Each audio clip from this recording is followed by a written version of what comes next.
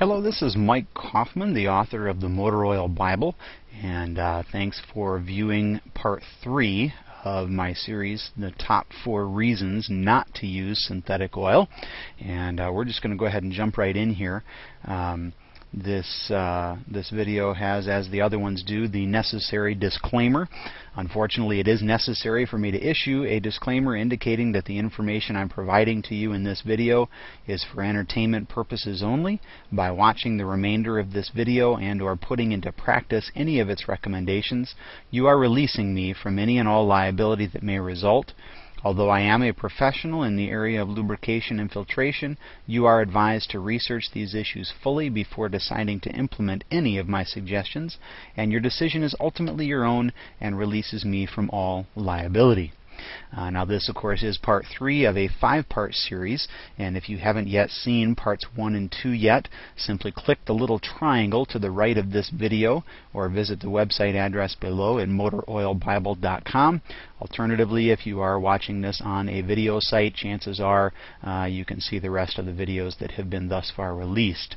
Now this is a pre-launch for the Motor Oil Bible. There's a 10-day pre-launch in which I'm going to release 5 of these top 4 reasons videos, plus a number of other useful video lectures regarding motor oil and filtration. So please stay tuned for those, and hopefully you'll get a lot of good information out of them since they are all completely free. Now, of course, we're discussing older vehicles and synthetics currently, although there are some other issues that we'll discuss in later videos.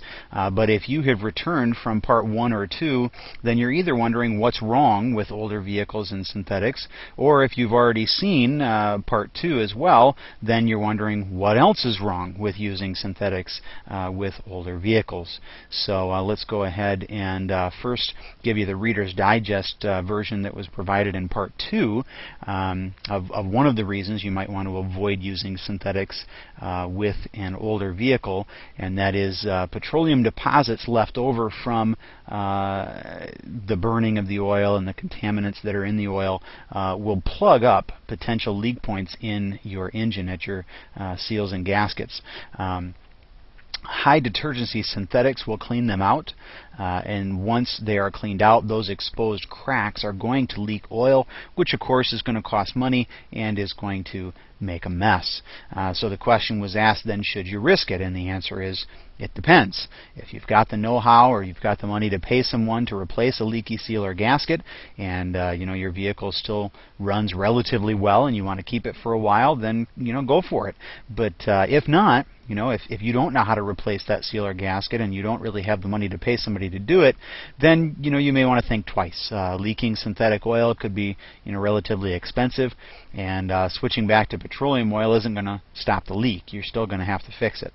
So that's basically what we discussed in the last video, and so we're gonna pick up from there in part 3, and we're going to discuss the fact that in some respects moving to a synthetic oil in an older vehicle could be a poor return on your investment. Now it kind of depends on your situation and what you want to get out of it, but let me explain what I mean.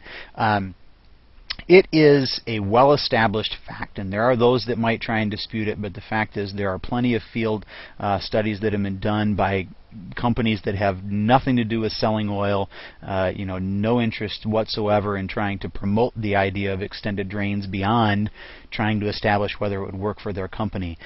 Many field tests have been done that establish that synthetics can extend engine life a good 2 to 3 times, and sometimes even further than running a comparable petroleum oil.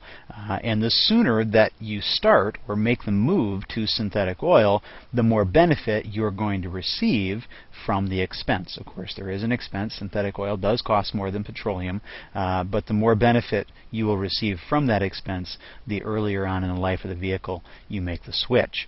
And part of the reason for that is that you're going to get more what I like to call like new miles. Most vehicles these days really should run relatively well for the first 100,000 miles or so. After that, things start to degrade, performance drops off, repairs start cropping up. But if you were to switch to synthetic early on, when the vehicle is basically new, you could potentially triple that 100,000 miles to 300,000 miles of good running, good performance type vehicle, in which case you'd have gained 200,000 like new miles from your engine, which is pretty significant.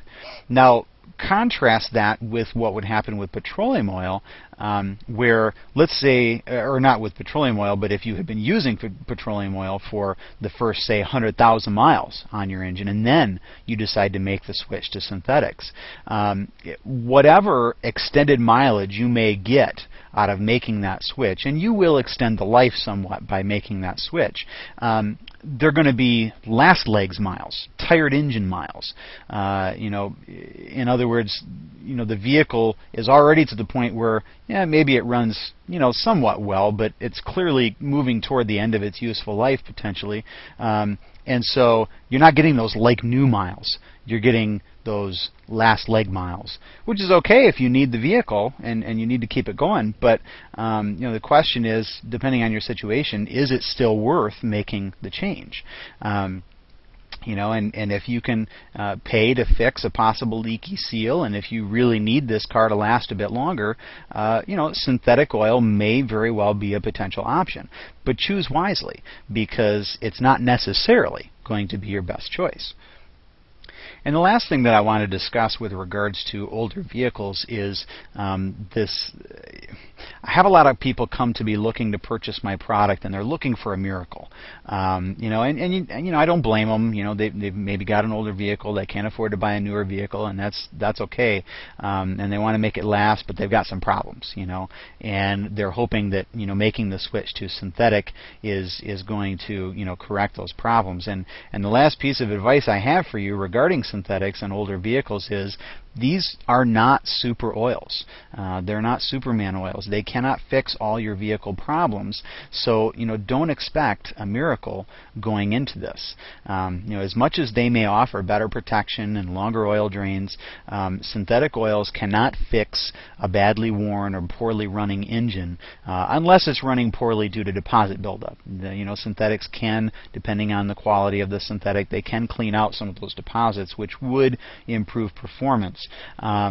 But don't buy synthetic expecting it to correct all your problems. It's possible that it may correct some if they're due to deposit buildup, but if they're not, synthetics are not going to correct the problem. Now, I goofed this frame of the video here.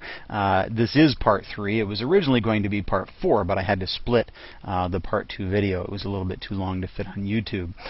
So just remember, this is part 3 of a 5-part series, and parts 4 and 5 will be upcoming. In fact, there'll be a part 6 even, because I had to split part 2. So check the playlist, click the little triangle at the right, and see maybe if any of those subsequent parts of this series have already been released. And if they have, then feel free to watch those. And if not, then expect part 4, which is going to discuss low mileage drivers and why they may not be a perfect candidate for a synthetic oil.